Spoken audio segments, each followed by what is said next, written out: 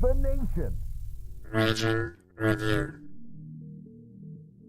The Raging Cajuns will be a source of pride for this university, for the alumni, fans, and donors as we achieve success in the classroom, in the competitive arena, and in the community. It's about to get really fun. We're looking for dudes that will stand up. Well, Coach, let me tell you today, I'm here and I'm ready to stand up. And I challenge you, Raging Cajun Nation, to stand up with us. Stand up with us. Let's lock hand in hand and let's walk through the gates of Omaha. Hey, I love y'all boys. Let's grind every day starting today. Let's do it. Y'all ready? Alert! Ready? Who's that team ready? Who's that team ready? Yes, sir. I got one thing to say right here. Cajuns win!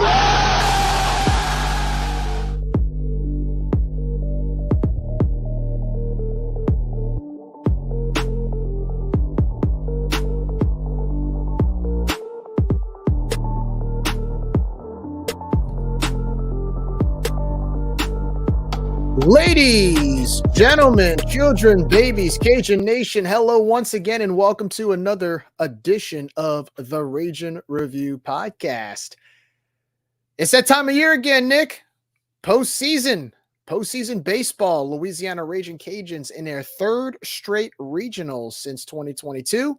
They'll be heading over, or they left today for College Station as they will be playing in the Texas A&M regional as the 2 seed.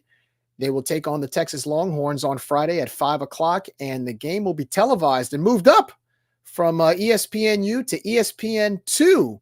So the game will be nationally televised for everybody to see around the country. Hopefully we play fast, loose, and hard, and all the other adjectives that Coach Deggs likes to use, because now we are front and center of the college baseball world Friday night. Nick, are you ready for some Raging Cajun postseason baseball?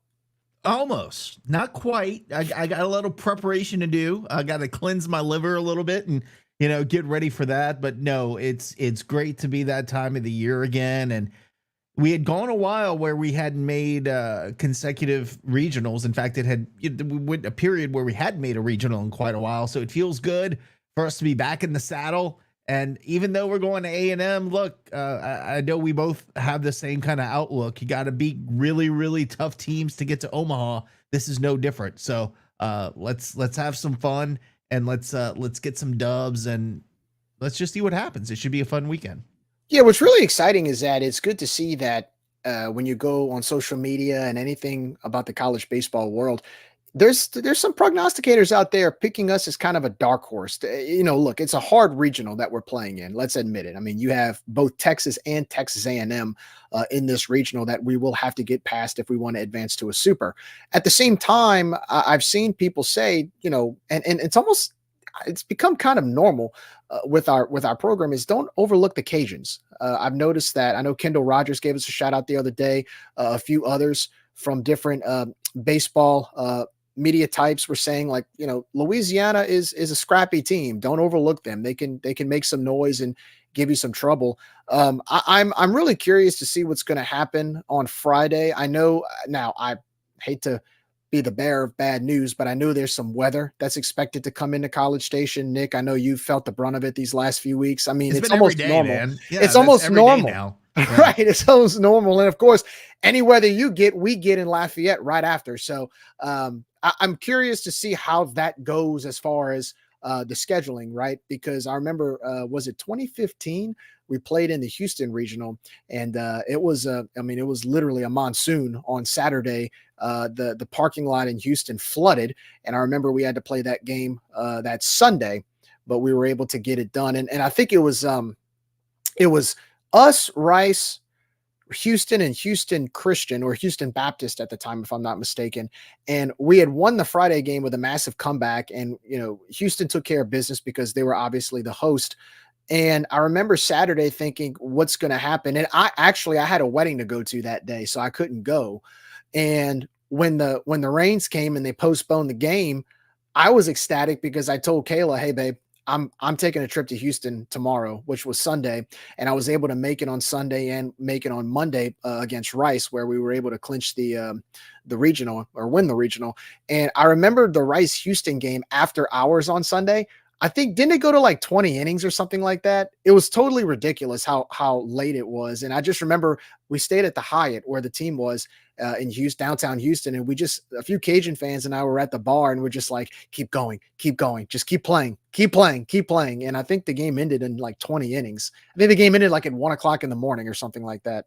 You went way off the beaten path on that I one, did. buddy. I did, but it brought back a memery because maybe weather can be good karma for us, you know? Yeah, I remember Jeff Conrad, the SID at the time. He's now at Houston, but he had got food poisoning during the tournament, and of course he wanted nothing more than to be in the hotel room. And then we go into a long, like, whole day weather delay, and then went into extras. So it was not a good time for Jeff Conrad. He will not miss that regional. But no, I think it'll be fun. It'll be a fun regional regardless of what happens. And I had a chance to talk to Brian Benton. I know we're going to get to that interview in just a little bit, but Brian Benton, who I will continue to call the guru of college baseball, had some great insight into both Texas and Texas A&M and what we can expect out of both of those teams going into the weekend. So I think I get a little more fired up after talking to Brian. He said some great things and has made some great points. And even, I know you just talked about us being seated at a really tough regional. He made a good point about why we're there. So lots of good stuff came out of that conversation with Brian that you'll hear from in a little bit. And so with that said, so here's how we're going to do it tonight. We are going to go to our sponsors, and then we will play the interview that Nick had with Brian earlier. Again, like Nick said, thank you so much to Mr. Brian Benton for coming on. He is our RPI baseball knowledge guru, if you will. He knows the ins and outs and the intricacies of the data behind the RPI and how it works. And it's funny because he'll say things like, he'll tell me like, man, this is really not hard. Anybody can do it. And then you see him break it down. And I'm like, yeah, no, I can't quite break it down scientifically like you can. So I'll just rely on you to make sure that make sure you're able to do the data analytics behind it. So once again, thank you so much to Brian. So that's what we're going to do. We're going to play the interview that Nick had with Brian earlier. And then afterwards we'll analyze and give our thoughts on what we think about this regional coming up this weekend. So without further ado, here's the interview with Brian Benton. But before that, let's go to our sponsors. Everybody, thanks again for joining Rage and Review for another weekly episode. We'd just like to encourage you to patronize our great sponsors like Dr. Brett Venable and Recovery Chiro Med. Have you been in a car accident or hurt yourself lifting on the job? Are you having neck pain or back pain, but really don't want to deal with a long, drawn-out process? Then call the chiropractor Raging Cajun athletes use for their neck and back pain, Dr. Brett Venable. The bottom line is, you just need to feel better. You need to get better quickly. That's where Dr. Brett Venable comes in to make all the difference. Dr. Venable and his integrated team of rehab, chiropractic, and medical doctors have 3 locations in Acadiana to serve you: Opelousas, New Iberia, and of course, main office in Lafayette. Dr. Brett Venable is one of very few chiropractors chiropractic specialist. He is also the only chiropractor in the Cajuns Healthcare Alliance and the only chiropractor on the board at Tulane School of Professional Advancement. Before you start to stress about the process, remember, this is exactly why you pay for car insurance. These situations are exactly why you carry workman's comp. There's no need for a court date. Your first call should be to Dr. Brett Venable and his great team at Recovery Chiro Med. No hassle, no waiting, and quick relief. Come and find out what our Raging Cajun athletes and over 10,000 Acadiana residents already know. For more information, call the Lafayette office at 337-988-2188 or visit recoverychiromed.com. recoverychiromed.com. We'd like to thank Dr. Brett Venable for being an RCAF member and the exclusive chiropractic sponsor of the Raging Review podcast. Also, a huge thank you to Absolutely Embroidery and More. We know how much Cajun Nation loves their gear. At Raging Review, we get our gear from Miss Phyllis Thibodeau and the team at Absolutely Embroidery and More.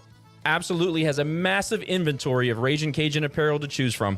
If you can't find something you like, Absolutely can make something you'll like right there in the shop.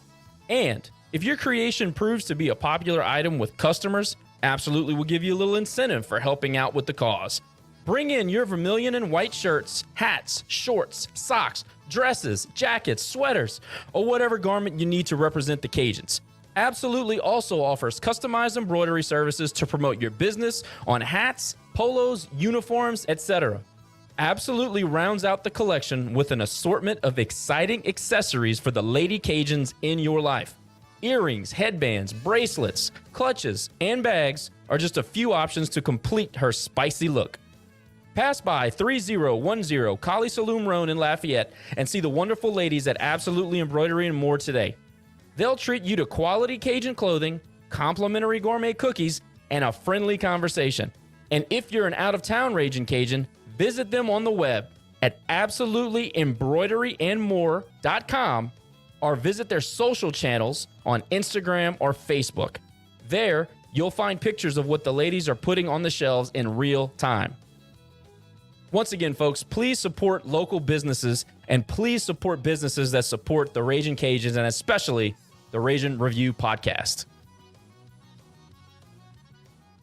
What's up, everyone? Welcome back to Raging Review. I've got the college baseball RPI guru. That's what I call him, Mr. Brian Benton. Brian, as long as I've known who you were, and I'm talking, this goes back to the Capel A&M days. I used to work over there, and I know Jay would have you on his show quite a bit. I've known you to be the college baseball guy, and I know I think Jay even calls you the Peter Gammons of college baseball. So before we get started with all the nitty gritty, introduce yourself. Tell us how you became the Peter Gammons of college baseball. Well, actually, I think that was Scott that nickname. You're right. It might have been Scott. Yeah. But Jay and I go way back. We started doing radio guest spots together back in 2000. So this was the season that the Cajuns went on a run to the College World Series, hosted their first regional and all of that. So yeah, it was a lot of fun over the years. Of course, the formats have changed and now podcasts are the end thing.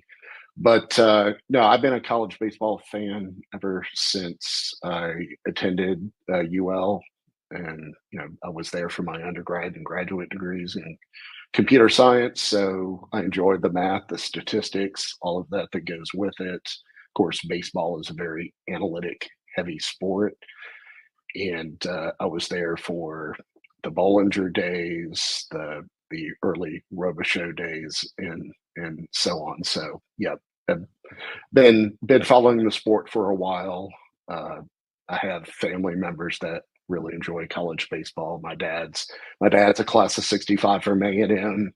My daughter just graduated from UT, so it's going to be pretty interesting in the household in the coming week. Definitely a house divided, right? Yeah. Getting into the RPI formula, I remember a couple of years ago we talked. You mentioned you would like to see some tweaks into the formula to kind of enhance it. You thought there were some deficiencies there. First, have any of those changes been made since we last talked? And secondly, what is this KPI that people are talking about? Because I'm hearing a lot about that in addition to RPI. So can you talk about, the RPI formula and what KPI is relative to that? Well, yeah, the RPI system is one that was developed in the 70s, and it's a very simplistic system that has a very elementary formula for calculating strength of schedule. And basically that's all the formula is. It's winning and losing and strength of schedule. But the problem with it lies in how it calculates strength of schedule. It only goes 2 levels deep. It goes to your opponents and your opponent's opponents. And because that's the way it works, you can game the system. And there have been schools over the years, and I've actually helped coaches on how to game the system, but it's been done in softball and baseball. I think Indiana State's a recent example where they benefit from what I call RPI inflation, the way they schedule. And the crux of it is if you can focus on scheduling teams that are going to have good won-loss records, you're most of the way there because that's 50% of your formula.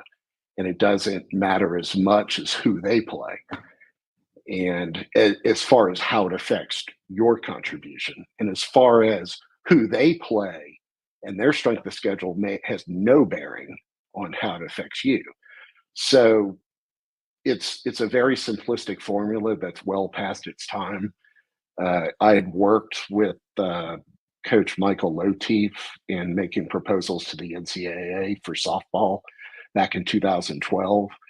One of the things I proposed a number of things. One of the things that did get removed and changed based on those proposals was RPI bonus points for conference games, which that resulted in, especially towards the end of the season, when teams in the elite conferences, the SEC, the Pac-12, the Big 12, started to rise to the top of the rankings simply because they not only were they benefiting from the strength of the schedule, they were benefiting from these RPI bonuses. Those got pulled out of the formula after 2012, and the system's got a little bit more fair, but there's a lot of things that it's missing. Baseball went in a different direction. They went in the direction they removed the RPI bonuses for non-conference road wins, but they went in the direction of a home and road multiplier. And understand what they're trying to do there, but they've made a big mistake, I think, in that it overemphasizes road wins and really punishes home losses.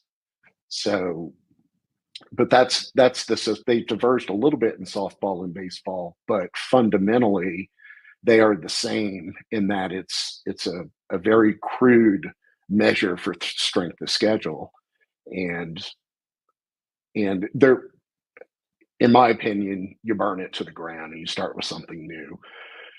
KPI is one of those attempts. What it does, it has its own way of going about strength of schedule, but honestly, no one's opened up the black box so that it can be scrutinized. So I can't really tell you where its flaws are and where it's an improvement over RPI until they do that. If they open it up to statisticians and allow them to, basically back test data, look at the results, and look at the math involved, I think it could achieve faster adoption. But they'd have to be willing to open it up to scrutiny at the same time. One of the things that it does include is a weighting for margin of victory. We know that. We just don't know exactly how they do it. I'm not a proponent of that, because one thing that does is it changes the way coaches are going to manage games, and it can have a negative impact on the sport.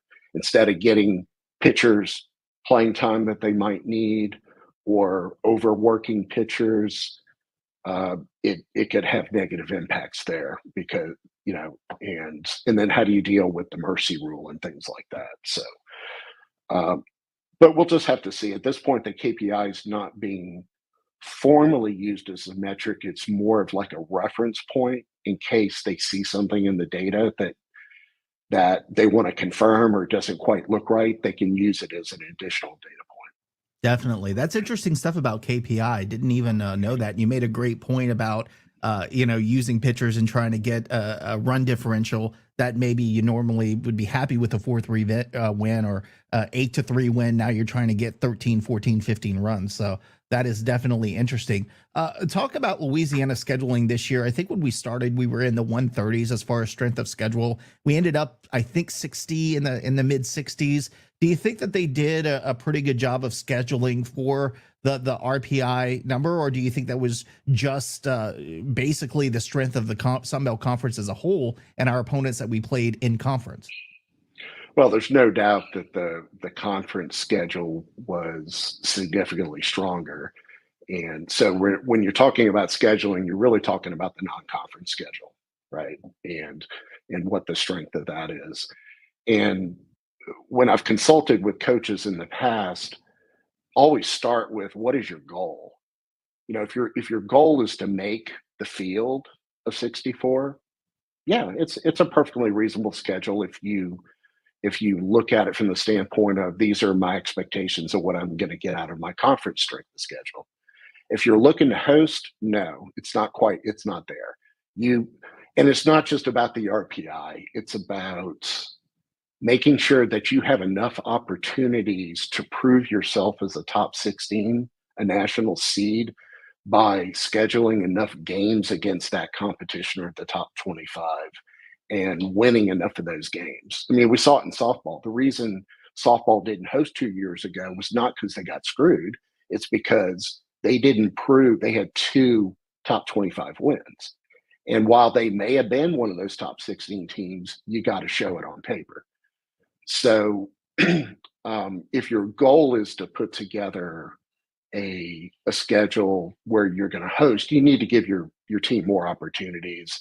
And there's certain challenges that go with it. You're probably going to have to go on the road more than you would like to pick up some of these games.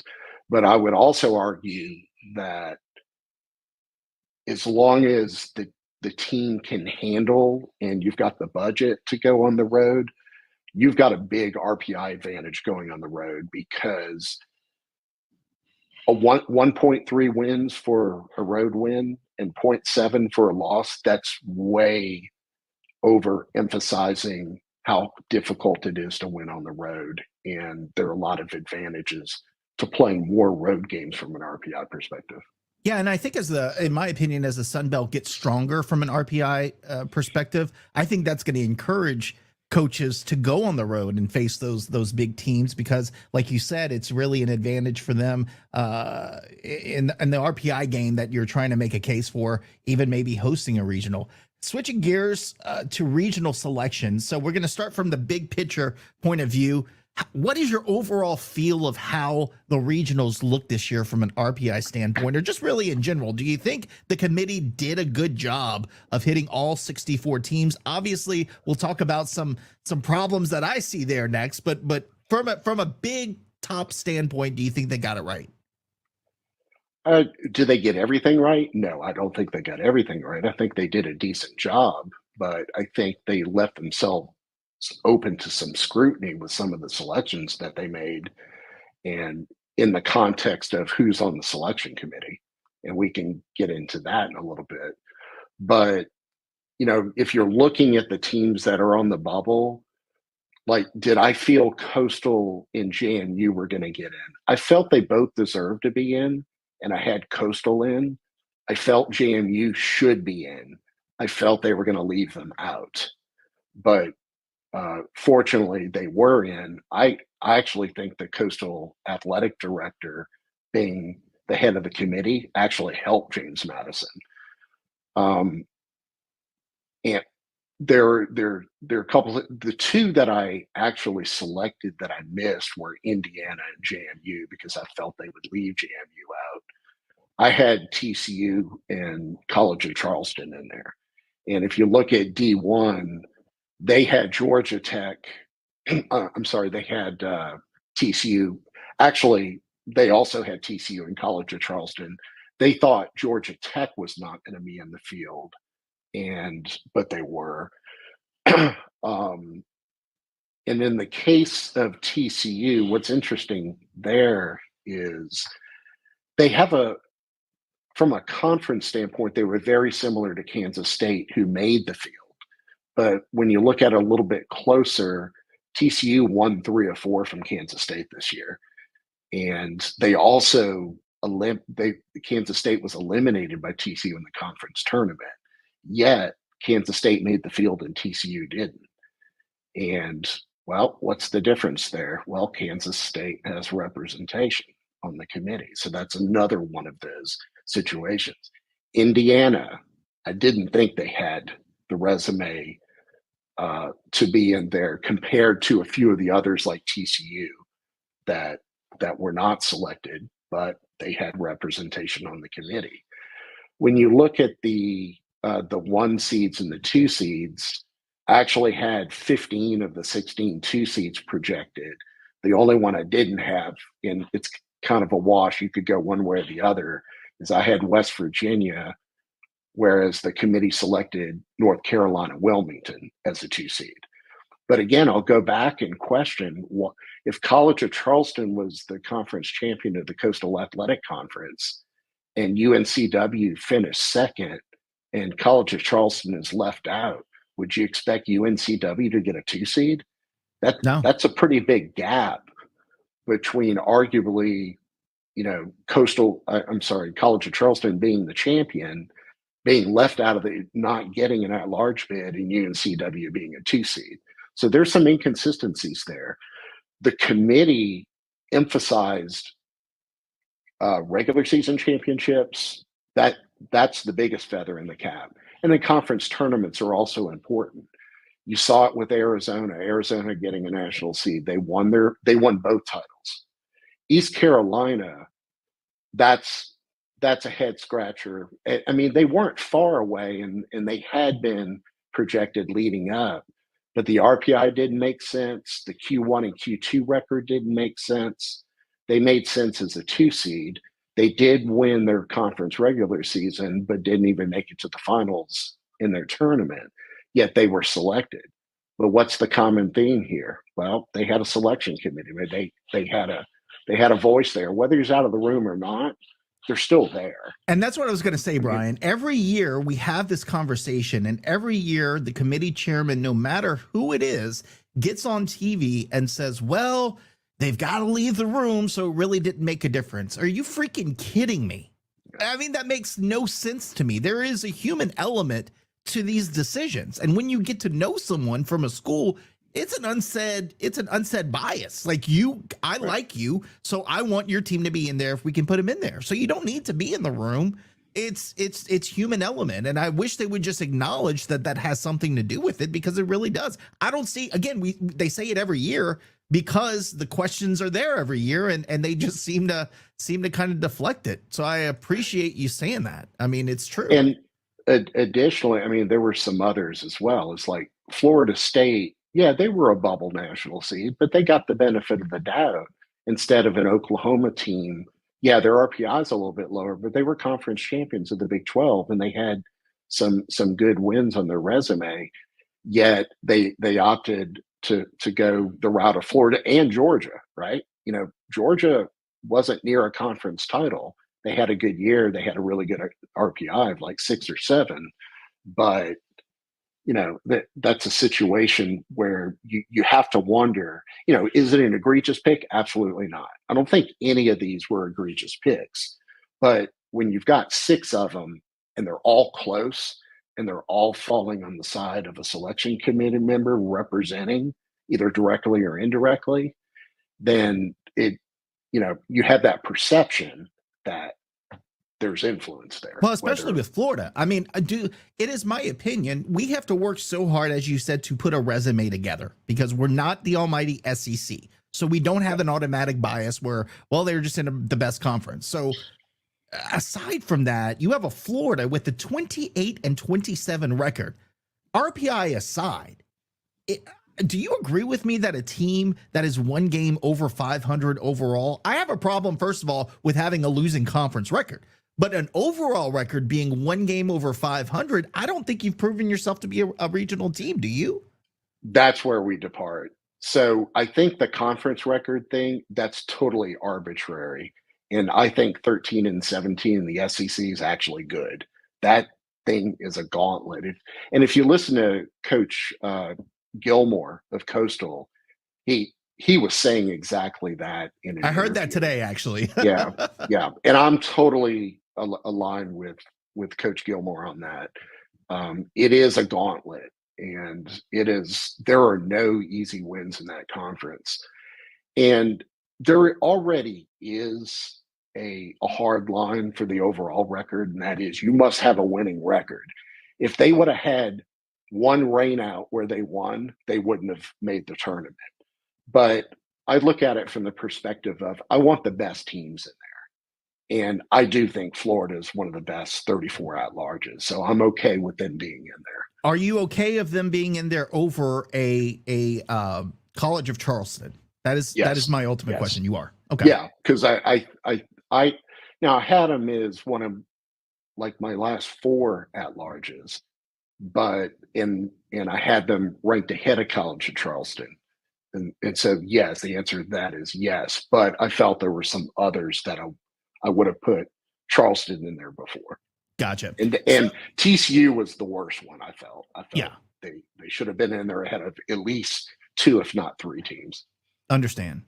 So wrapping up the RPI conversation, Louisiana and Southern Miss both finished with RPIs of 38 and 26 respectively.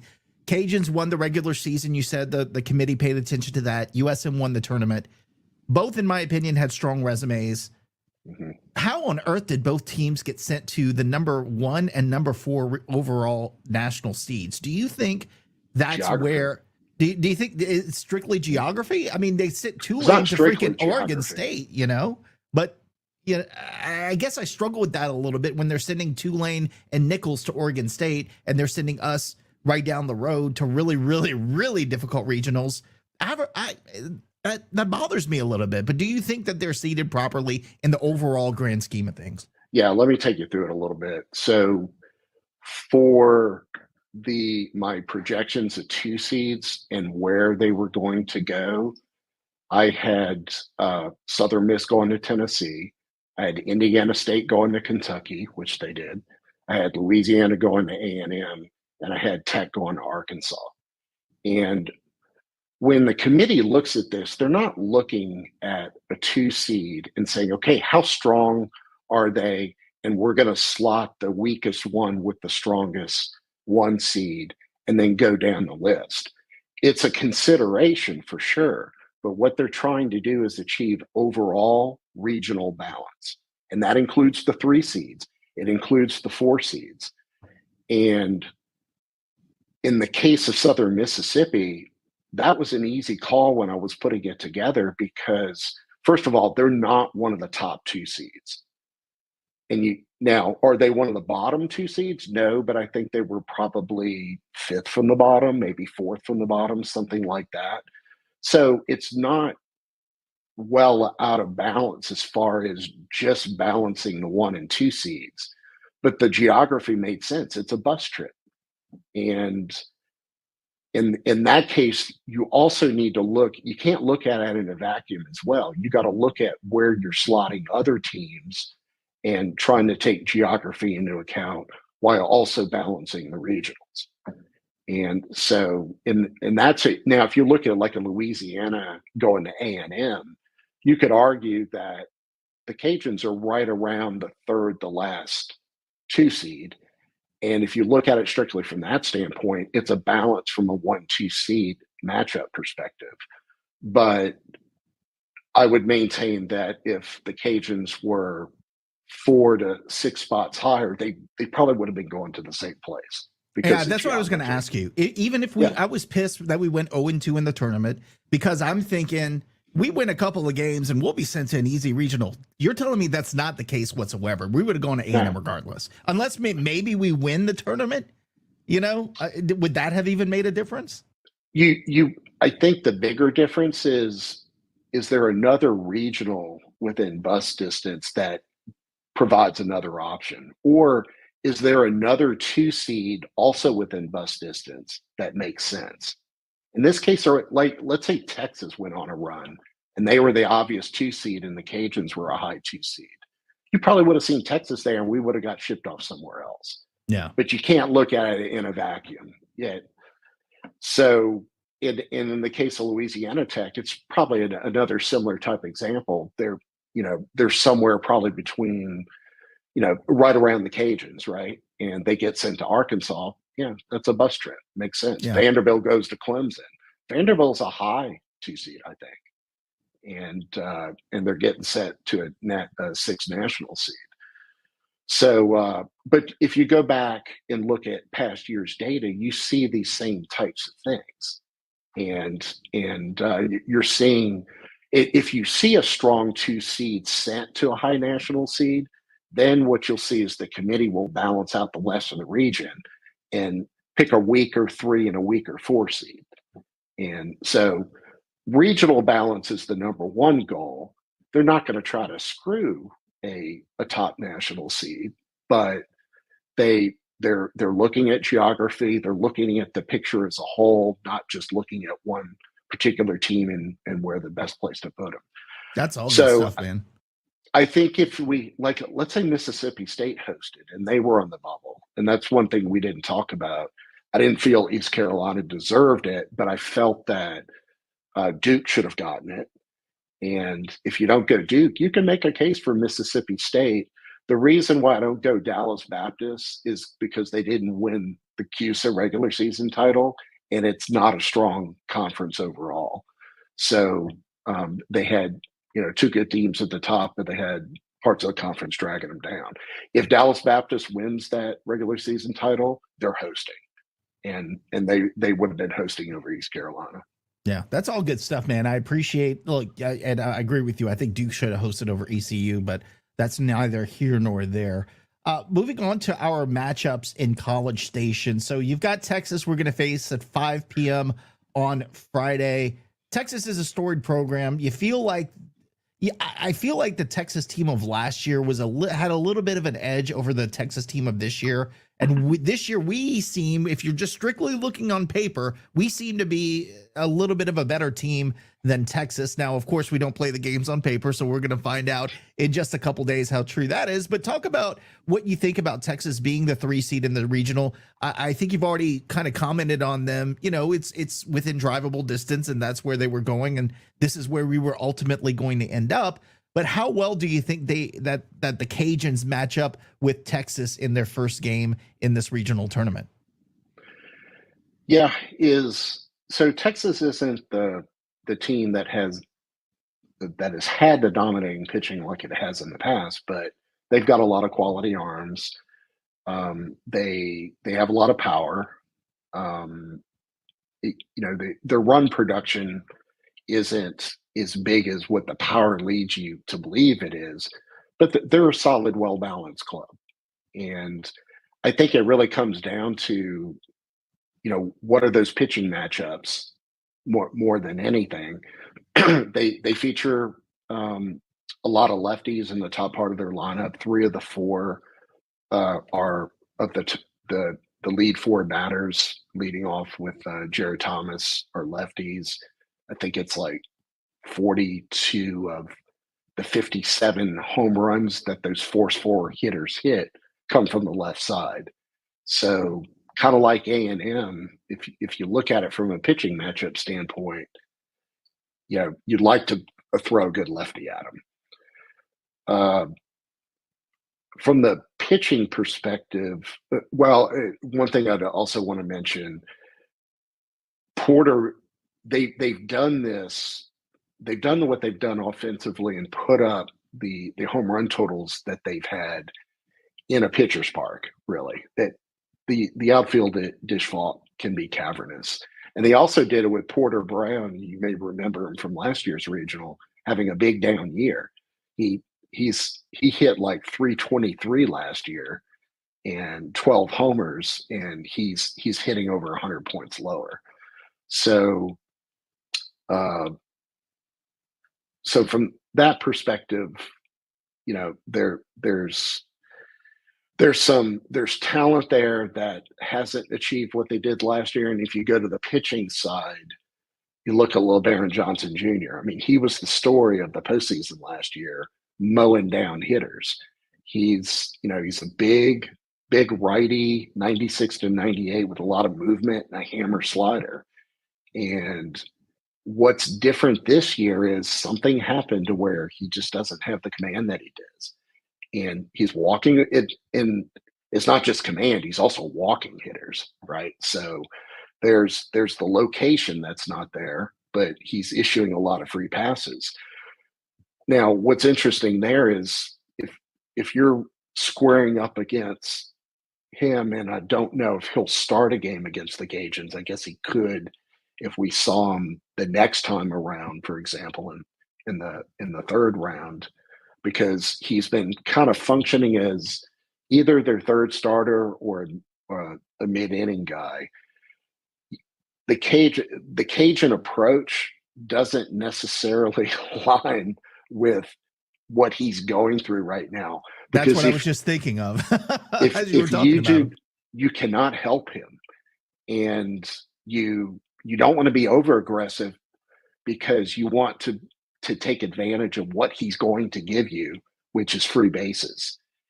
Because what he's going to do is he's going to walk one, and then he's going to mow a guy down and not advance the runner.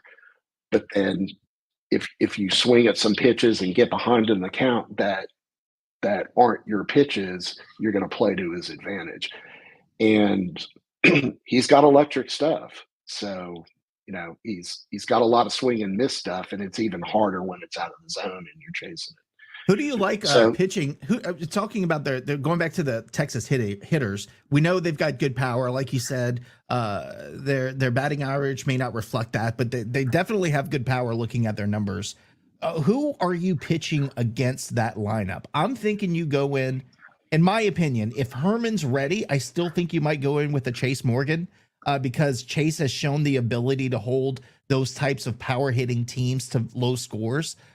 Who do you agree with that? Do we start Chase against Texas first game? Well, it kind of depends on whether Herman's available too. I think Chase is an excellent choice to go against Texas because he can go longer as well. But if Herman is healthy and he can go, if you had A&M in a second round game, I think he'd be a perfect guy to go up against some of those heavy hitters at the top of the lineup, which are left-handed and switch hitting heavy, right? So, Lavalette, big 6'6" guy, physical presence. He played at Katy Tom. He is the best hitter I've seen out of Texas high school baseball since Brett Beatty a few years back. That guy drafted 12th and went to the Mets. And just big physical presence. He had 21 homers as a freshman. But he's got holes in his swing too. He's working through that part of his game. He's got a lot of strikeouts. I mean, A&M in general has a lot of strikeouts, which to me would be really interesting to see LP follow Herman after they see a lot of the slower breaking stuff. And then all of a sudden they're seeing a higher velocity with a lot of movement in a rested LP, because, it would be very different. And they swing and miss, they have the home runs, but they're the strikeouts that go with it. Yeah, and I think I was going to move on to Texas A&M next. Now, that's assuming we get past Texas, because we could be facing Grambling, but I feel like we know Grambling, right? Grambling's in our backyard. So if we move on to face Texas A&M, I'm feeling the reason I want to look. I don't know that I want to see LP face the Texas lineup, because LP, look, he's got good movement on his pitches, but he can also serve up those 95-mile-an-hour fastballs to just get hammered out of the ballpark. And he's also had some control issues. As we've seen the last couple of outings, he's hit a couple batters. He has a tendency to walk. So I think I need to see, I don't know. I don't know that I want to see LP against a Texas lineup. I'm with you. I want to see those guys and possibly Herman against a Texas A&M lineup, but I don't get paid the big bucks to make those decisions, so we'll see what they come up with this week. Obviously, Texas A&M unanimously ranked number 1 for a good chunk of the season. If we make it to face Texas A&M, I don't know a whole lot about them, and I'm sure we'll dive deep into that later in this episode as we get down to the nitty-gritty, but I just see that as a real uphill battle, because I've watched some of their games this season. They're competing to the very last out. They had a hiccup. I think it was against LSU early in the season, and kind of trickled off of things through the conference tournament. But I just feel like this is going to be a really, really tough uphill battle if we do, in fact, face the Aggies. Your thoughts about what the Cajuns need to do? I mean, it's to me, it's simple. We just got to play basic fundamental baseball, but I think it'll take even more than that to topple the Aggies in 2 games if we get to meet them this weekend. What are your thoughts? Well, to start, A&M did drop 2 or 3 to LSU later in the season, but it was on the road, and so that should always be accounted for. Winning series on the road's hard, especially in the SEC, and when you're playing a gauntlet like they are every week, you're going to have a down week. You look at, one thing that's scary is, Georgia puts up, I think it was an 8 spot in the top of the first against them, and they got to be feeling pretty good. And then A&M goes on to score like the next 17 runs. and they score 9 in the bottom of the first. And we're talking about Georgia. We're talking about Georgia. And so you can't sleep an inning against these guys. But one of the things that people don't talk about as much, because everyone's enamored with the hitting and the power, the run production, is they're one of the best pitching staffs in the country. I mean, just, and they're very deep, but they got a lot of options, a lot of arms you can go to. They can go to situations in games to go left-right matchups without any issues or worrying about burning arms because they are that deep. I would expect that A&M will hold Ryan Prager, he's been their best starter, and he is a lefty, so it would be another lefty. But I would expect them to hold them for game 2, whether it's Texas or Louisiana. And so from that perspective, you're going to face a really good arm starting. They've got a deep bullpen for middle relief. And Evan Aschenbeck, he's up for various Stopper of the Year awards. He's not an overpowering closer, and he's from the left side, but he's got really good slider/breaking ball and can keep you off balance with 90, 91, something like that. So he's been pretty tough. ERA under 2. I did see some vulnerabilities later in the season with him, so he can be gotten to, but it's a really good staff up and down. So not only do you have to worry about scoring enough runs, you got to worry about scoring runs. Yeah, and I think the biggest, you look at their ERA, okay, overall in college baseball, 7th ranked ERA at 3.9. We're 18th at 4.2. So you're thinking, okay, that's pretty close. WHIP, they're at the number 4 team in the country. We're 15, so you're thinking, okay. Strikeout percentage, they're 6th, we're 17th, okay. And then you get the biggest differential between the two teams is they don't walk people and we do. They're 12th in the country in walks, not given up, walks given up. We are 144th in the country in walks given up. That's 46th in the entire 64 field of teams. So, and they also draw their fair share of walks. Yeah, that's how they kill you. And yeah, they're 4th in the country in walks. And do you know what we're ranked in the country in walks? Almost last.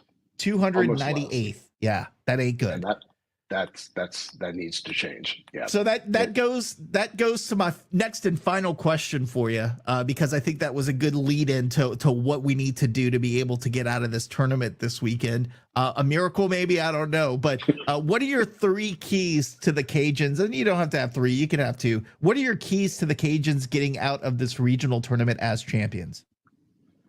Well, obviously we want to play near pristine defense as good as we can.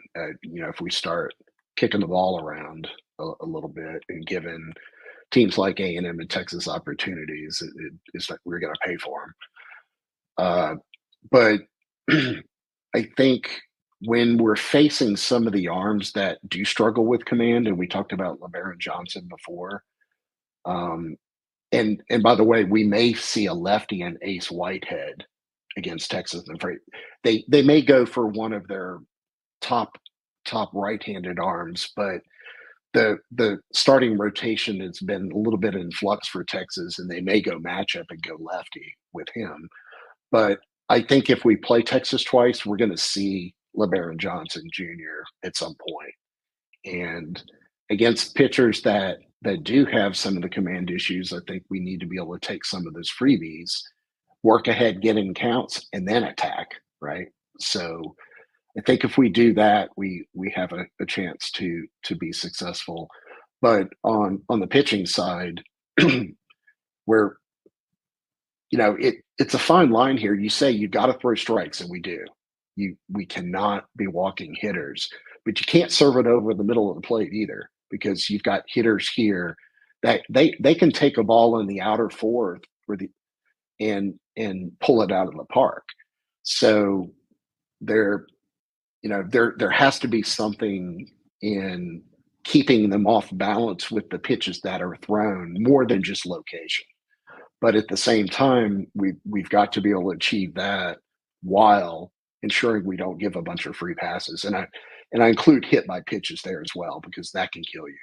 You know, how many times do you have an 0-2 account and you want to throw them on the inside half and you end up brushing them, right? It scrapes their jersey and they get a free base. The most frustrating thing of all. So I think if we're the pitching staff that we saw kind of the middle third of the year, and they have that the command that they did. And look, we got some guys on the staff that has some nasty stuff. You know, when LP's on and he's healthy and I felt the heat may have affected him as well. It was hot in Montgomery. I was down there, and it looked so hot.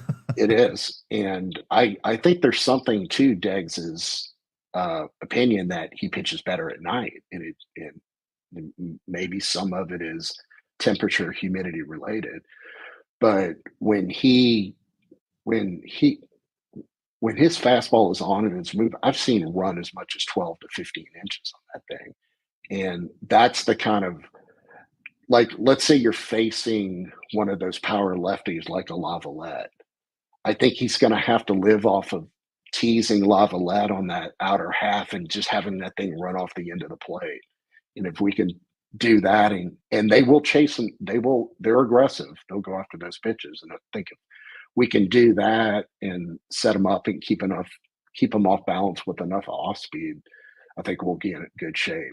I think one big key is, you know, what is Morgan's location and command with this breaking ball? Because that is a really good pitch when it's on, and it's an SEC caliber pitch when it's on. But if he misses up to these guys just a little bit, you can get punished. So a lot of it's going to have to do with, you know, when we're in the strike zone, where in the strike zone are we? Brian, it has been a pleasure, sir. I know this weekend, regardless of how it turns out, is going to be a fun one. I think we're going to make some noise and look forward to it. But again, as always, it's been great speaking with you. Can't wait to do this again. Maybe we won't wait so long next time. We'll get you in earlier in the season and hear your prognostications for the Cajuns in 2025. So again, appreciate your time. Thank you so much, and look forward to doing it again. No, you bet. It's a lot of fun.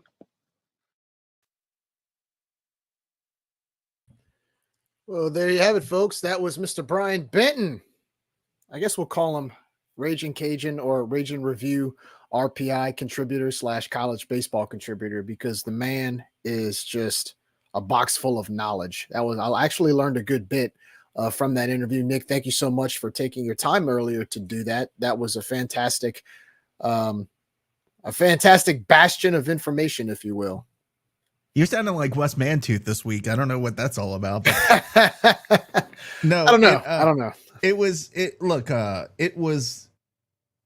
fun. And I, like you, I mean, he made some great points. We were all upset about Florida, and he kind of, you know, grounded us a little bit and told us why, and asking and things like, you know, we felt like we were screwed because we didn't win more games in the tournament. It turns out we could have won 3 more games in the tournament. We'd still be going to A&M.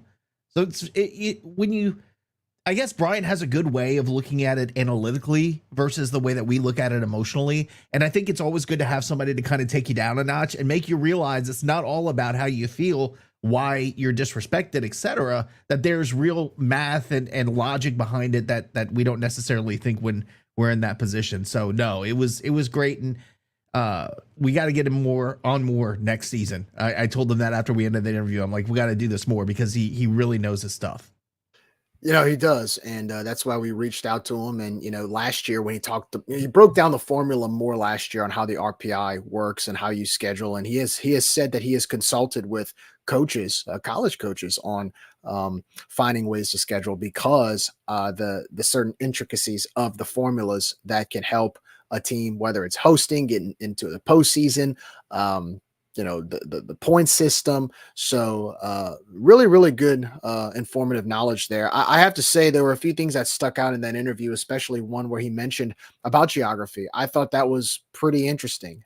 So no matter what would have happened last weekend in Montgomery, we probably would have been sent to College Station regardless, just because of the fact that I believe they said bus rides within 400 miles are considered, pretty adequate for those teams being placed in those areas. Unless Texas would have made some noise in their tournament. Right. Then there would have, Right. Texas would have been the number 2. We'd have been shipped off somewhere else. But who's to know? We might have been shipped off to Arkansas or Tennessee. Is it really much easier in any of those locations? Yeah, and that's it's kind of a bummer, man, because like all of the good, like solid teams are in the vicinity of where we are. So it could have been Arkansas, it could have been Texas A&M, hell, it could have been Tennessee.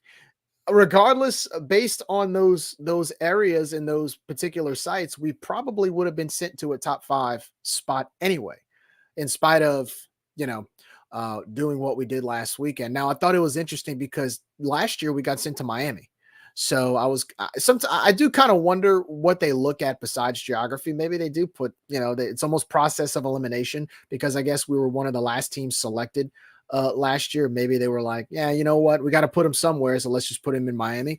But like Nichols, I mean, it's the same thing. They're going to Oregon State. I mean, I think it's kind of how you stack it, because I'm sure I'd love to have an inside view of like what it's like in those conversations, but you feel like they have 1 through 16, and then they start kind of going down the order, of teams and placing them where they should be based on RPI and resume and all that stuff. So I think it just kind of all works itself out in the end. But yeah, another thing too, and I had to agree with him on, was the fact that TCU getting left out when he mentioned other teams that were picked over them. I thought that was weird, especially whenever they had the whole Kansas State versus TCU scenario, where basically TCU, it sounds like they own them during the regular season. As you said, it took 3 out of 4. They beat them in the tournament, and yet K-State gets in as a 3 seed and TCU gets left home. I thought that was kind of weird, but what was the reason, right? Wasn't it somebody on the committee he mentioned? Or and that was interesting too, right? Almost every team that had somebody on the committee had an advantage, and hell, we had an advantage because JMU got in. May not have been otherwise, it may not have happened, but we had somebody in the conference as the committee chair. And again, like I noted, every year they come out with this BS saying, well, they had to leave the room. Well, I get that, but I mean, Jerry, if we have to make a decision and Jerry leaves the room, and am I still not going to pull for Jerry? It's the same thing. We're still going to pull for it and try to place these guys, teams in a regional, because we're friends with them. So I hate when they come out and say that. Just admit it. Just say, yes, it makes a difference to have somebody on the committee. I do think, look, I'm going to be honest with you. I do think, so I call them the conspiracies of conference affiliation and stuff. Sometimes it goes a little too far, like in a game, right? Oh, well, they didn't make that call because so-and-so's from this state, or so-and-so's part of this committee. We hear that a lot down the road when they play, especially in SEC matchups in the fall, right? Oh, the office is in Birmingham, so it must be Alabama gets the biased calls. No, man, I don't believe that.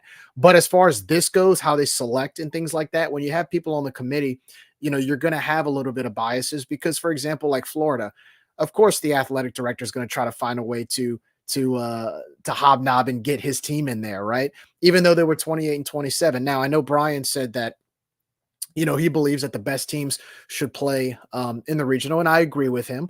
I agree. I do think the best teams belong in the regional. 28-27 still kind of leaves a bad taste in my mouth, because honestly, if you look at Florida's, some of their losses, they lost a lot of midweek games to some average in-state Florida teams. They didn't really lose games to, they lost 17 games to some good, solid SEC competition. Some of their midweek losses, it was kind of a head scratcher. You're like, how did you lose to that? I think they had like 6 in-state losses, some of which were, I think, either Stetson or UCF, or, I'm just like, I don't know. I think 28-27 was a little too generous for them, but the athletic director is on the committee, so of course he's going to pick them. But I do think there needs to be, I do think sometimes, look, you're going to make human errors. You're going to do things or make decisions that some people are going to disagree with. Just don't make it too obvious, right? I mean, he named at least 3 or 4 teams that got in just because so-and-so's on the committee. Don't make it blatantly obvious. I don't know. I don't know. Me either. I mean, we could go We could talk about this for how long, right? And still end up in the same place. As long as humans are involved, there will be some sort of bias. And, I don't know how you eliminate that unless you go to like a BCS system. And I just don't see us doing that in baseball.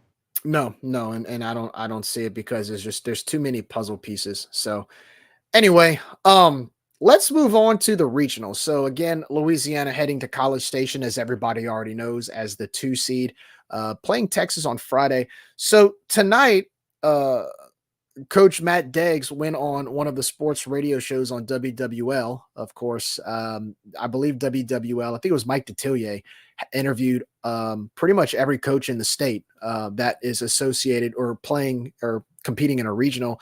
And Coach Matt Deggs was on tonight, and he announced that Carson Fluno will get the start on Friday night.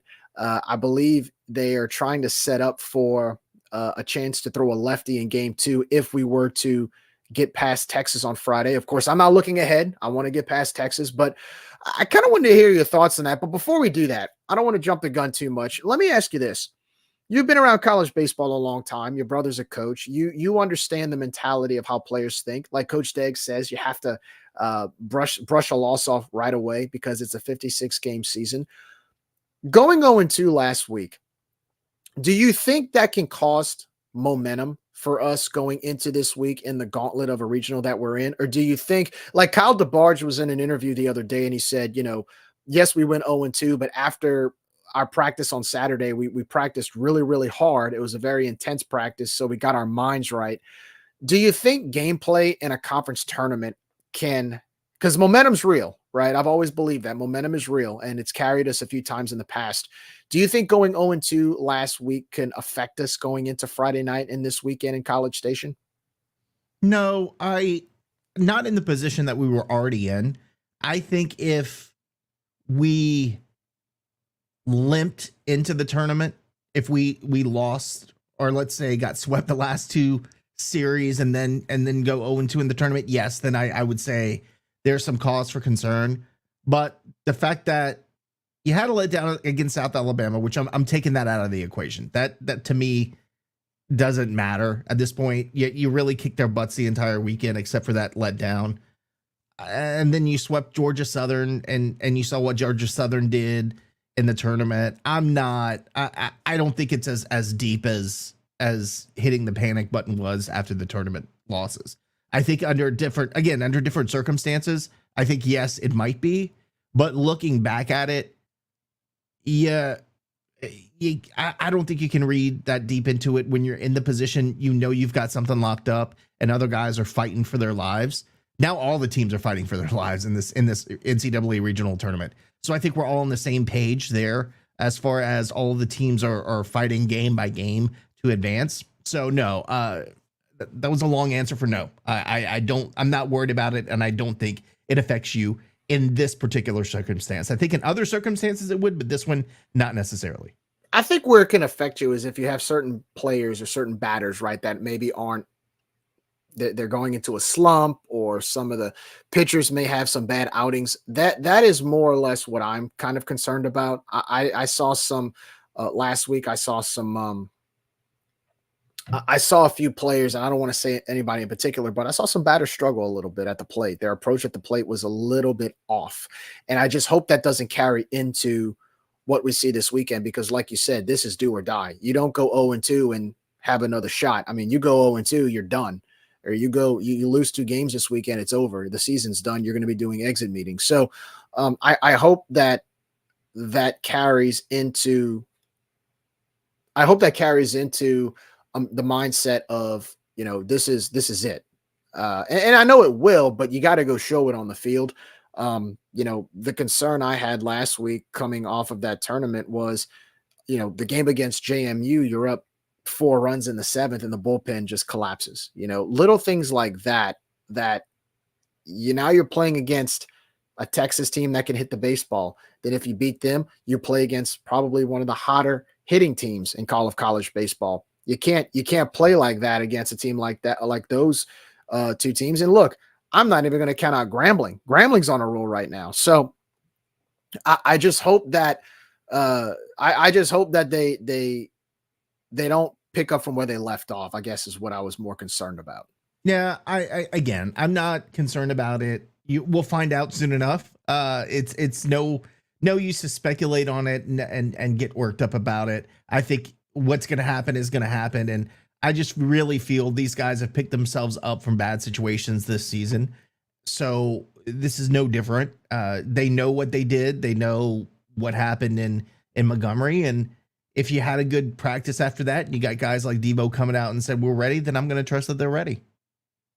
Well, we're going to find out on Friday at 5:00. Also, too, if you're wondering, I believe the Texas A&M Grambling game starts at 1 p.m. Correct? Something like that. It's going to be hot. That's all I know. It might be noon or 1 o'clock, but yeah. Okay. Either noon or 1. Yeah. So it'll be around that time. And also, if anybody's interested, I'm throwing this out there because I know you already did. Party at Nick's house, right? Watch party. Yeah, there you go. Watch party at Nick's. I might not be here, but you're welcome to come. I haven't decided what I'm doing yet. We'll see. If you see somebody hop the fence in your pool, you'll know why, right? There you go. So I wanted to break down the regional a little bit. I want to kind of talk a little bit more about not just our opponent on Friday, but just who we're going to be playing this weekend in general, right? Win or lose, you're going to have another team you're going to have to play. We may play all three. I don't know, but let's see. Or no, I don't think it's pop. No, can you play all three? Yeah, you can play all three. You got to get out we did that in the 2014 regional? We had to play all three teams coming out the losers bracket. All right, Yeah. So here we go. Let me see if I can pull this up here. Nick, I'll just do it. Just stop talking. I'm a boomer. Yeah, we Pull know. this up here. Here you go. All right, there we go. So this is the chart. Thank you to College Baseball Nation. They do this every year for all four regionals. Here's some interesting stat lines for this week's regional down in College Station. They basically show all the stats here, records, where we rank, how the other teams compare. Of course, the green being higher ranked, the red being lower ranked. I had a chance to look at it a little bit, and one of the things that stuck out to me, Nick, this weekend for us is we don't walk often. I didn't realize that. We really do not walk often. We are probably one of the lower teams. I believe we're almost at 300 in walks. Yeah, this is one of those weekends we're going to have to be very, very, very, very patient at the plate and not chase as much, because we don't really, we don't really have the steals we had last year. This is going to be a weekend where we're going to have an opportunity for base runners. So I just look at that and I'm like, man, don't chase. That's all I'm thinking. Don't chase at the plate. Well, especially when you look at Texas and their pitching, they don't strike out a whole lot of people and they give up a lot of walks. Yeah. And that does not set up well for us because we strike out a lot and we don't walk a whole lot. Right. And so we've got to find that discipline this weekend if we're going to be successful in this regional, because they're going to give you that opportunity. Now, you're not going to get that opportunity against A&M, so you might have to take a different approach and be more aggressive, but you have to know going in against Texas on Friday night, you're going to have an opportunity to get on base. Yeah. Question is, do we take advantage of that? And look, I like Fluno pitching against Texas because, again, Texas is a power hitting club. You look at that they've hit 109 home runs, but their batting average is 264. That tells you they hit for a lot of power, but you have a chance to contain them if you've got some movement and you don't serve up fat fastballs or a breaking ball, chest high. You're going to have a chance to be successful against them if pitching's on as well. Right. So I think you look at these stats and you say, if we've got to change our approach at the plate again against Texas, because if you swing at bad pitches and dig yourself in a hole like we do so often, 0-2, 0-2, 0-2, then you have to fight back from that. That does not set you up well against a team like Texas. Now, we've shown some adjustments at times during the season where we have adjusted mid-game and started being more patient at the plate. I just don't think we need to come out as aggressive at the beginning of the game, knowing what we know about how Texas has performed throughout the season. Now, who's to say that they're not going to have a guy and come out and throw a gem? It seems like everybody throws a gem against us, but we can't allow ourselves to get behind early in that ball game, because you don't want to have to come from behind against a team like Texas. I just think that they've got too much power. You want to get ahead and you want to try to just contain their power. I don't know. I'm not going to say I'm not scared of Texas. Texas has a great history. Texas is a good team. Texas is going to the SEC next year, but Texas doesn't. I just think we have to make an adjustment and just be better at the plate. I think if we do that, then we're going to be in a much better position. Yeah, I don't think Texas scares me either. I mean, you look at last year's matchup, and it took 2 miraculous catches by their outfielders to basically beat us, and we had them. And I think that team was better than this year's team, to be honest with you. Well, they ended up going to a super regional and losing to Stanford in heartbreaking fashion. So yes, I mean, they won the regional that we were in. So yeah, they were better. This year they've struggled a little bit more. They don't really have as much power, like you mentioned, but they still have a lot of talent on both sides, both pitching and in the field and at the plate. But I feel like this year we have an opportunity I think we need to jump on them early and put some pressure on their pitcher. Fluno is going to have to go. He's going to have to hit his spots. When Fluno hits his spots, once Carson gets past like the first 2 innings, I feel like he's able to settle down. If he can get past the first 2 innings and settle down, I think we have a chance. It gives us a chance offensively to do what we have to do. One of the stats that stuck out to me is we have. I didn't notice this, but stolen bases. I talked about how we really haven't stolen as many bases. We have 66 stolen bases. Texas only has 41. They're 236 nationally. We are 117 nationally. That tells me they hit for power. Yeah, I was going to say, when you're hitting 109 home runs, you don't need to steal bases. So, I mean, even if they get on base, like Tony always said, minimize damage. This is going to be one of those games you have to minimize damage. Now, I'm looking at our batting average. We're right under 300 at 299. They're at 284, like you said. Let's see. And I'm looking at their stats. Yeah. I think they're actually at 290 this season. So that's incorrect. They're batting 290 as a team. Still lower than us. Yeah, home runs. I mean, they can mash. Yeah, but they got some guys. I mean, they got one guy, Max Bellew, I think his name is. He's slugging 713. You got Jared Thomas batting 355, slugging 645. Jalen Flores slugging for 664. I mean, they've got 5 guys in their lineup batting over 300. Right. And all slugging over 500 easily. Well, this is where I think pitching is going to have a huge say in whether or not we advance on Friday. Just some basic facts about Texas. Their overall record this year, they are the 3 seed. We are the 2 seed. Texas has a 35-22 overall record. They are 20-10 in conference play, 47 in RPI, which was actually, I believe, our ranking last year.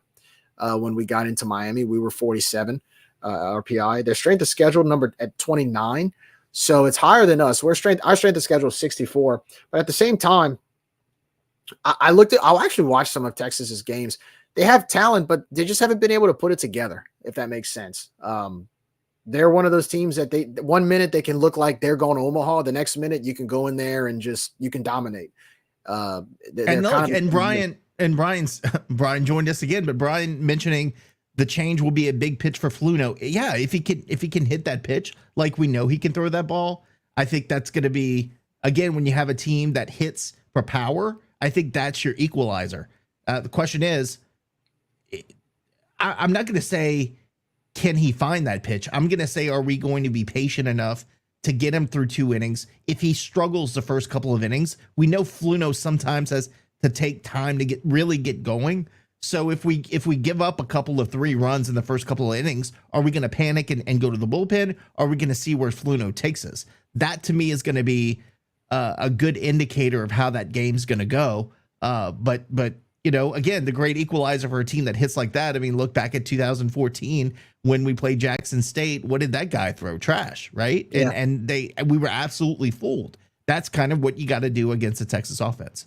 Now, pitching wise, their ERA is 4.863. Ours is 4.296. They're 46 in the country in ERA. We're 18th. Let's see.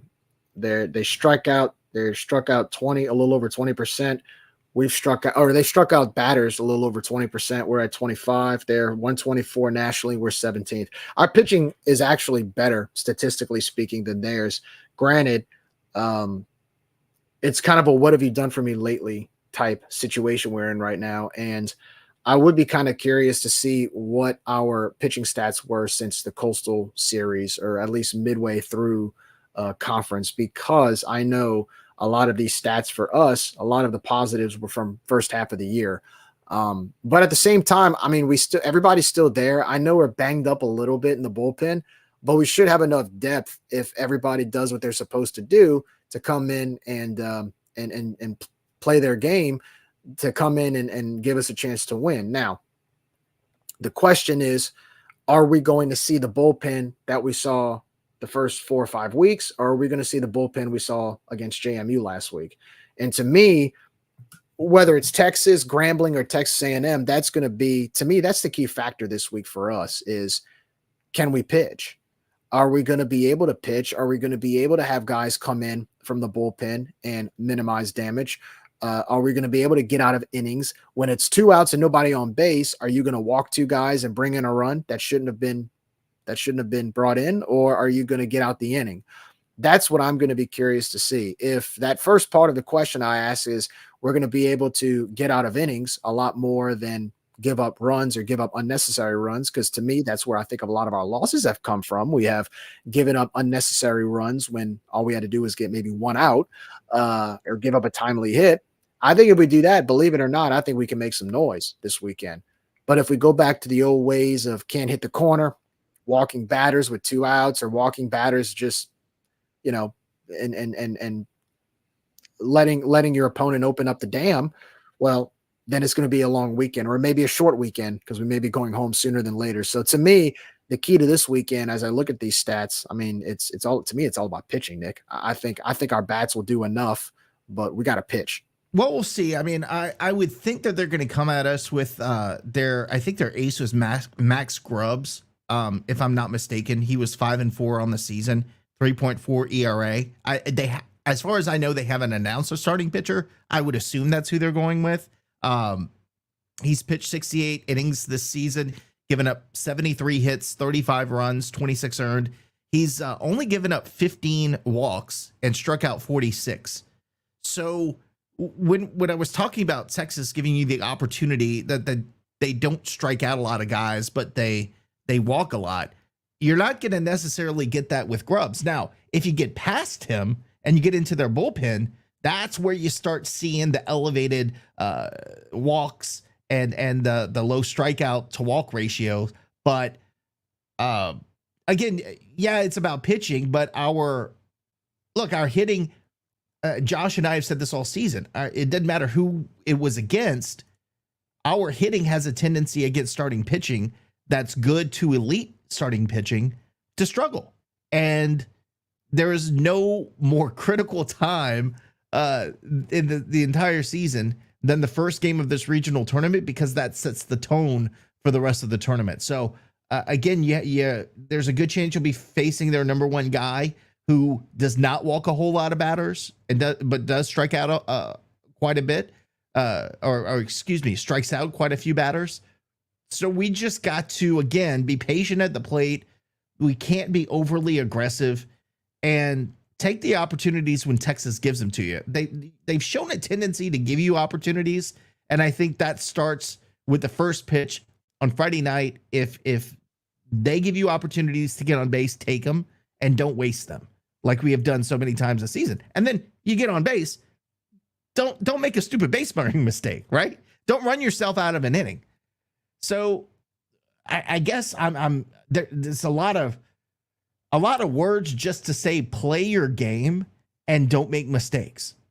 And I think if you do that against Texas, you'll be in good shape. Now, that's not going to be good enough to me against A&M, but against Texas, I think if you play your game and you limit the mistakes, I think you have a pretty good shot of winning. Yeah, let's look at some of A&M stats. I mean, everything the only thing that they're low in, they do strike out a lot. They're 286, but all of their other categories pretty much top 10. Top 10. The lowest is their batting average, but they're batting 305 in the SEC. Their national rank is 31st. Their tournament rank is 17. I mean, they can swing the bat. And even their pitching, I'm looking at their pitching stats. ERA is 7th in the country. Their WHIP is 4th in the country. Their walks 12th in the country. Strikeouts, they strike out almost 30% of the batters they face, 6th in the country.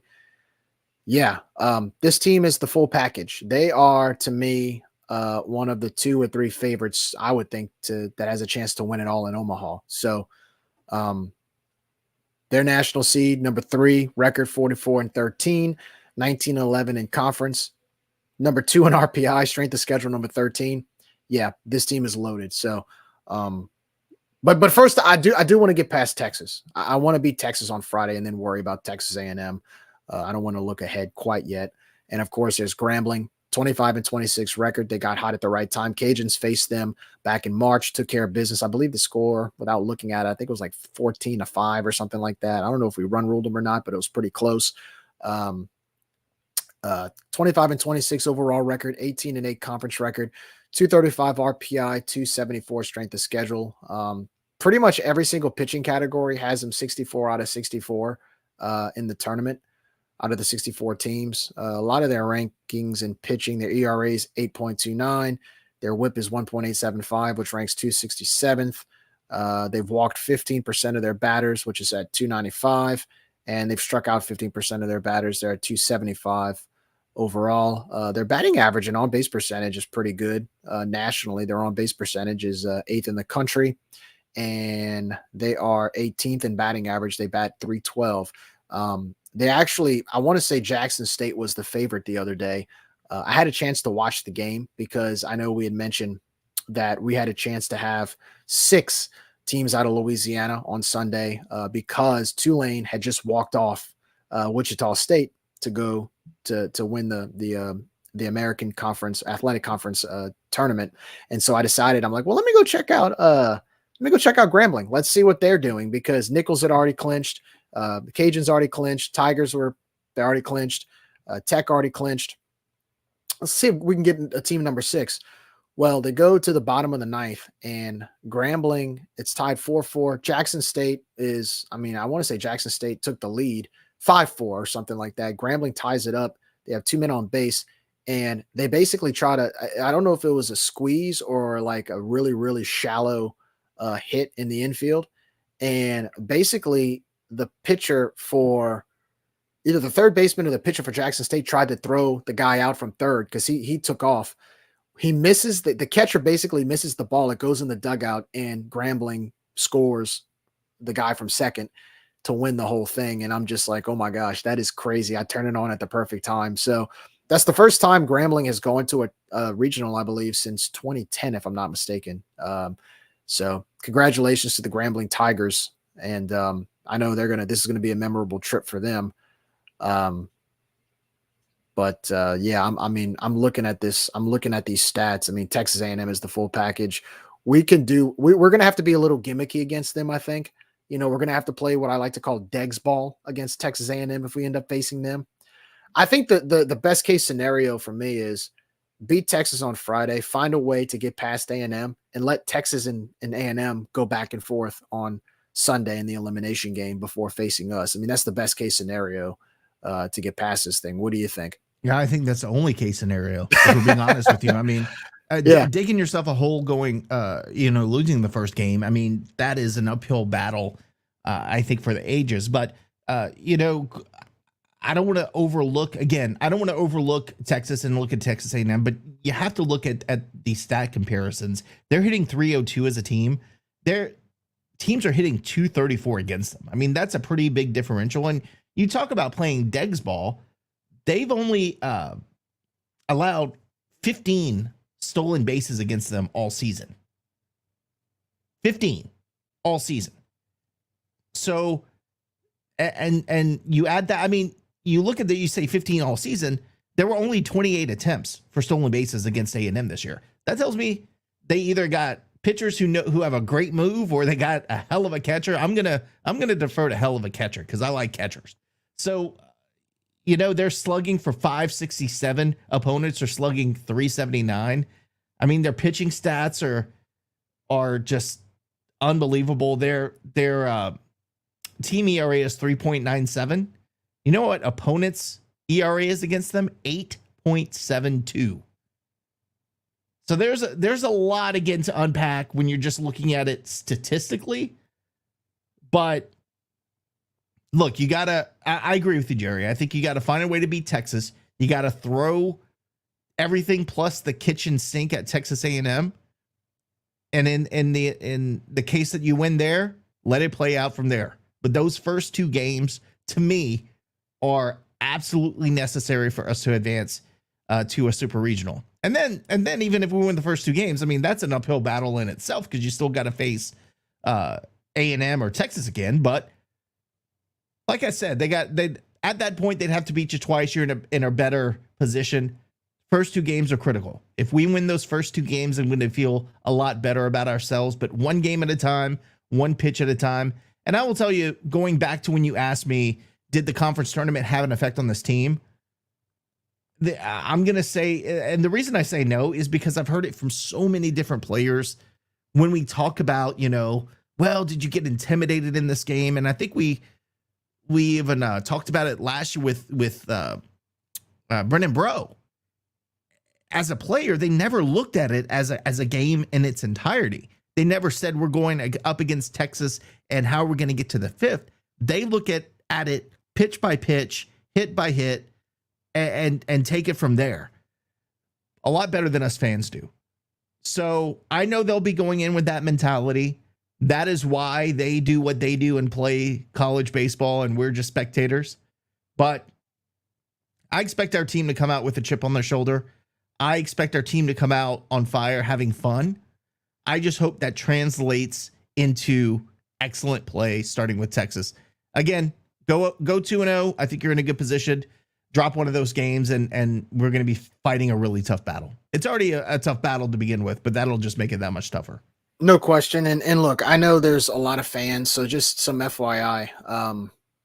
I know there's a lot of fans anxious to go to College Station. I've talked to quite a few of them that are trying to get tickets.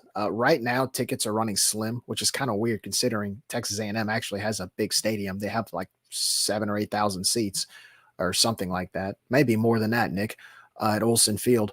But right now, they're standing room only tickets. And I do know that there's kind of limited availability for hotel rooms around the Bryant College Station area. So just be aware of all of that if you decide to travel down to College Station. I do know that in the past, you can probably get tickets, I would assume, outside of the stadium if like you're going into your game and maybe the other team or somebody, you're one of your opponents, their fans don't feel like going or they just want to give out tickets. I'm assuming that's the case, right, Nick? Since from your experience down there. Yeah, I mean any regional you go to, those fans are going to be giving away tickets. Now, they're not going to be giving the big advantage we have is that they're not going to be giving tickets away to Burnt Orange. They're going to be giving it to our fans. So that is definitely an advantage going up against Texas in game one. They're not going to give those tickets to Texas fans. They're going to give them to Cajuns fans. So and that's what's cool about it because we were joking about this the other day, and obviously there's a high demand for tickets this weekend, not just because it's a regional, but because of course it's the whole storyline, right? Texas versus Texas A&M, the big time arch rivalry and all that other stuff. But I have a feeling on Friday, Nick, when we face Texas, that Olsen Field's gonna kind of turn into like the Teague in many ways, because I suspect there'll be a lot of fans wearing vermilion and white, but I also suspect a lot of fans in maroon cheering on the Cajuns. I know Texas will bring their share of fans, but I guess every time we do something good, we'll hear some noise on TV because it'll be a lot of A&M fans rooting for the Cajuns against the Longhorns. And not only that, but the Raging Burners discovered that there is a section in the left field outside of the left field wall that you BYOB. That's dangerous for Cajuns, man. I mean, that's going to be a problem. But no, I agree with you. I think there are going to be a lot of Cajuns fans dressed in Texas A&M gear on Friday night cheering us on, and we welcome it. You know, I don't mind that one bit. We're all about it, and we like you said, we do welcome it. Also, I want to give a little fun fact. And this is pretty interesting because I thought it was very informative, but yet pretty kind of a proud moment when you really think about it. So Louisiana, and I think the official Raging Cajun account tweeted this out earlier and announced it on their social media platforms. You know, the Cajuns are one of 10 schools in America that have gone to both a baseball and softball regional in the last 3 seasons. We're also one of 27 teams at the FBS level with football that has made a bowl game and a regional, and also as far as mid-majors, there's 5 Sun Belt schools. There's 15 schools outside of the P5 that had 3 or more sports with FBS bowl game appearances, NCAA tournament appearances, as well as baseball and softball this year. In that 5, and of that, the 15 schools, 5 of those are from the Sun Belt, which included JMU, Louisiana, South Alabama, Coastal Carolina, and Texas State. So the Sun Belt really represents when it comes to postseason play in the major sports of football, basketball, women's basketball, volleyball, and baseball and softball. JMU had 4 different teams in the postseasons. Louisiana had 3, which included, of course, baseball, softball, and football. So that's pretty cool. Pretty cool group to be a part of, Nick. I thought that was pretty neat when you get recognized like that. One of 10 teams in the past 3 years to make a postseason regional. That's pretty sweet for both baseball and softball. So it just goes to show you that we have standards here when it comes to diamond sports. To be able to do that amongst elite group of schools, especially being one of the only quote unquote mid majors, says a lot. Says a lot about our programs and the I guess the drive that they have to be able to compete, even though we may not have the money, even though we may not have as much resources as the bigger schools. It's cool to be caught up in that group as well. That is great. Let's win a damn regional. There you go. That's my opinion. All those stats are great. We just need to start winning some regionals in this conference. So that starts Friday. So Nick, before we go, real quick question. Give me some of your synopsis on what you expect to see this weekend. Obviously Texas is a huge challenge on Friday. What just kind of not really a prediction, but just what do you expect? What do you expect from this team this weekend? Yeah, I expect a little more discipline at the plate. I think I think it's on paper and you gotta respect what they're going to give you. So I think you've got to be more disciplined at the plate.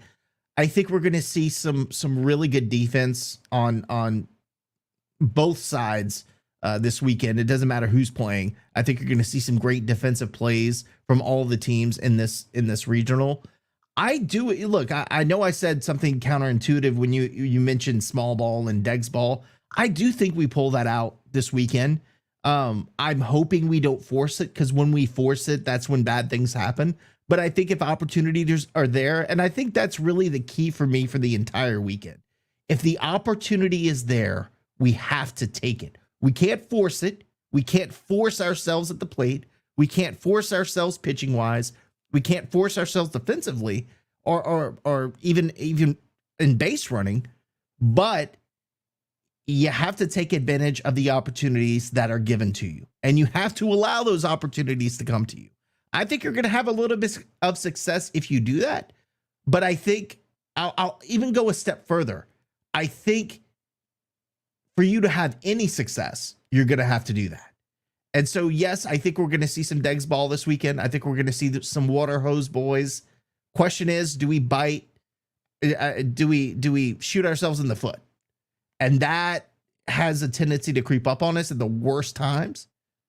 So I think we'll know early in this tournament how it's going to go. And I think honestly, I think in the first half of game 1, we'll know how this tournament will go, in my opinion. So I think the key for me for this entire weekend is allow yourself to take advantage of opportunities. And don't worry about don't worry about the name on the uniform that you face. Just go out there and I'm play not even worried baseball. about that. Not with this team. I think other teams I may have been, but not this team. Just go play baseball, go have fun, fast, loose, and hard, like Coach Degg says. And in the words of the late, great Tony Robichaux, good pitching, good defense, get the timely hit. And no freebies, as Coach Deggs would say. No freebies. I think that's what you were alluding to when it comes to giving away free bases. You cannot do that against teams like Texas A&M. I mean, again, you look at their category in bats, and it's top 10 in just about everything. You cannot give them freebies because they will. I mean, look, they'll hang like 15 runs on you like that quickly. So no need to really dig into it more other than the fact that, Nick, it's another year of postseason baseball for Louisiana. Let's see what the Cajuns can do this weekend. Should be a lot of fun. To the fans going out there, please be safe, have fun, make some friends, make some new friends. I actually went to College Station. Kayla and I went in 2017, and we played them in football. Their fans were really friendly. They were really friendly. And I hate their fans. I got along with them just fine. So we had a good stay in College Station. It's a fun college town. There's a lot of things to do there. So for the Cajun fans traveling, have a good time. Bring us home some wins and a regional championship. That's going to do it for tonight, right, Nick? I think that's it. I'm spent, man. It's been a long day. I've got, I mean, this is the second go round for me. So yeah, I'm done.